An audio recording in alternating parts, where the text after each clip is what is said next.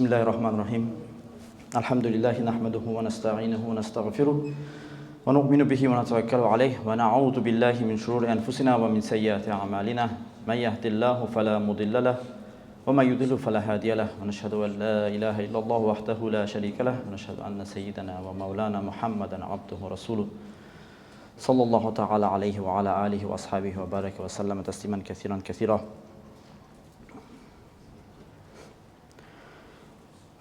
قال الله تعالى في قرآنه المجيد بعد أعوذ بالله من الشيطان الرجيم وإذ قال ربك للملائكة إني جاعل في الأرض خليفة قالوا أتجعل فيها من يفسد فيها ويسفك الدماء ونحن نسبح بحمدك ونقدس لك قال إني أعلم ما لا تعلمون.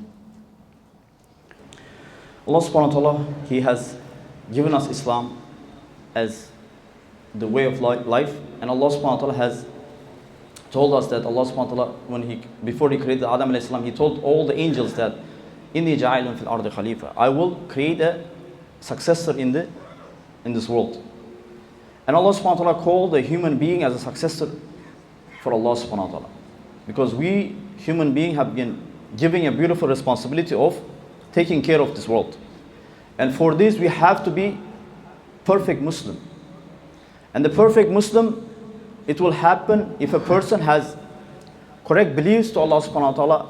He has correct actions like praying salah, paying zakat, fasting in the Ramadan, doing hajj, all those staying away from any haram and anything prohibited, and doing good actions. They all are actions that's connected to our physical body.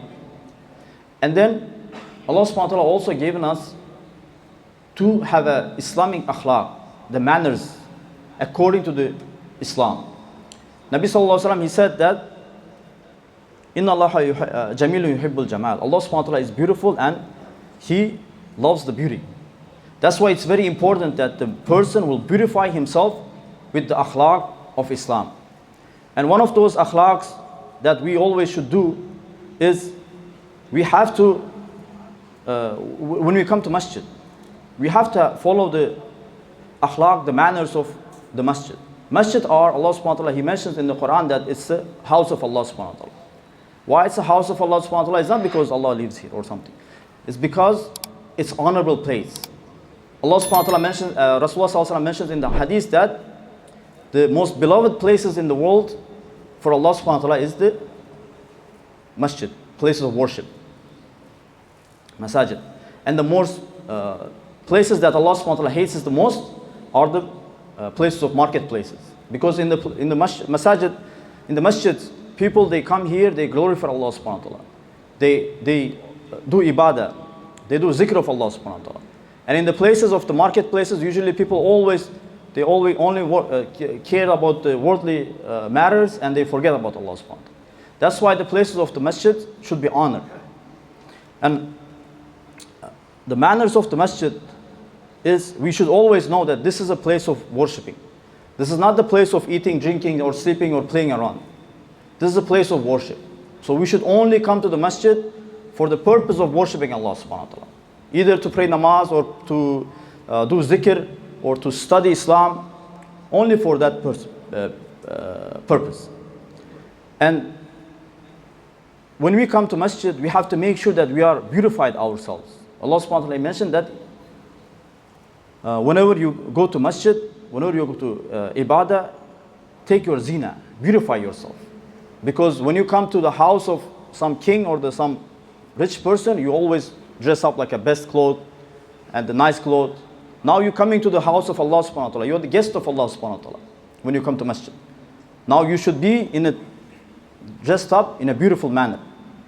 And you should be clean, because the cleanliness is the half of iman.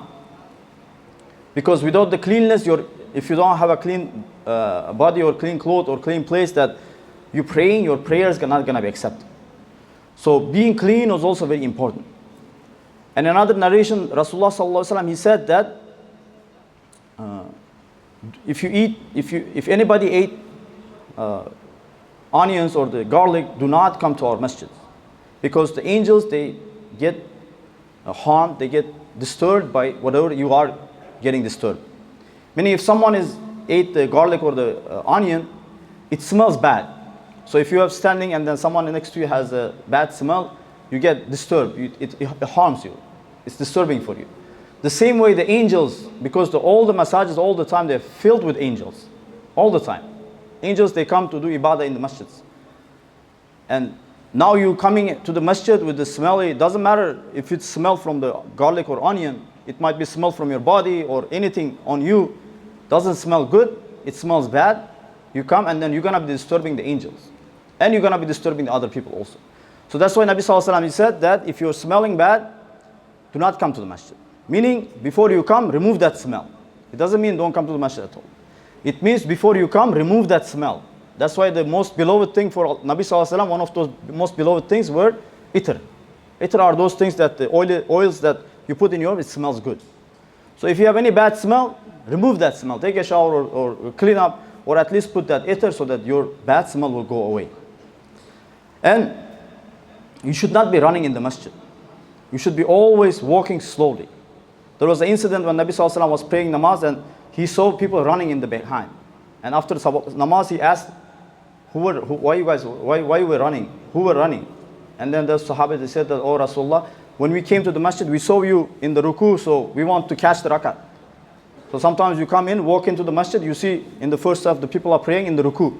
So you run so that you can catch the first rakat.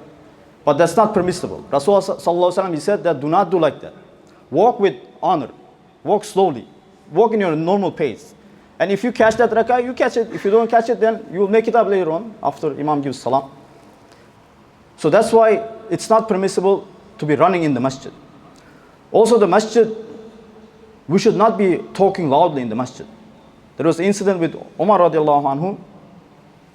The Sahabi, another Sahabi, Sa'ib bin Yazid, narrates that I was sitting and someone threw me a small pebble at me.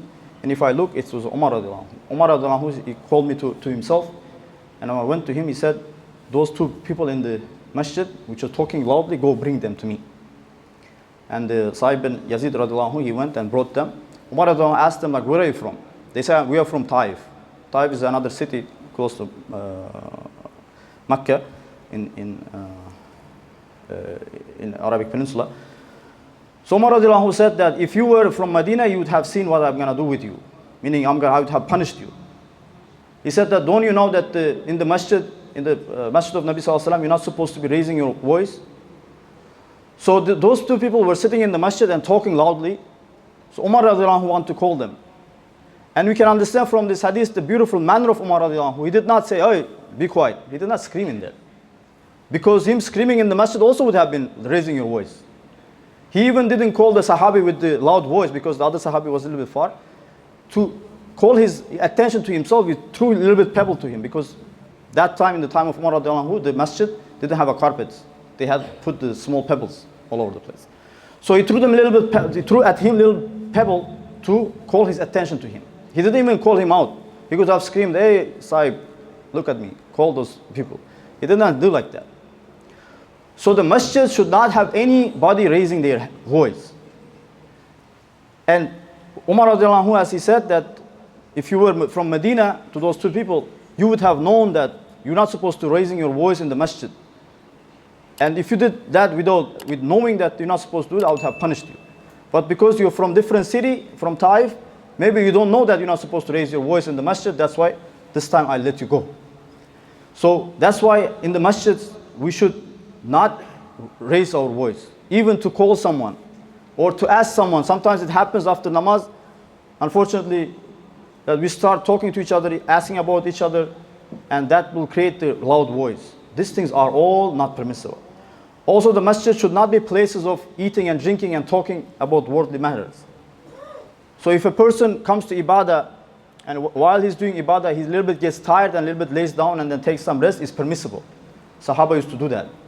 Or there's a program and after the program there's a food, you can eat in the masjid. But just for the food, you come to a masjid to eat your food, or you come to a masjid to discuss, to sit and chit chat with your brother, with your friend, that thing is not permissible in the masjid. And also you cannot do business in the masjid. Rasulullah Sallallahu Alaihi Wasallam, he said that if you see anybody doing business in the masjid, tell him, make him a bad dua on him, saying that, oh Allah, don't give them any barakah in their business. So a person always does business for the benefit of getting, for the purpose of getting benefit. But if you do business in the masjid, it means there is no barakah for you in that. So your business cannot be actually harm for you. And also, you cannot announcing the something lost in the masjid. Don't call out to everybody, oh, I lost my phone, who have seen my phone, or who have seen my other things that you lost. So Nabi Sallallahu Alaihi Wasallam said, if you see anybody making an announcement in the masjid about something that he lost, make dua against him that may Allah subhanahu wa ta'ala will never gonna return you that thing that you lost.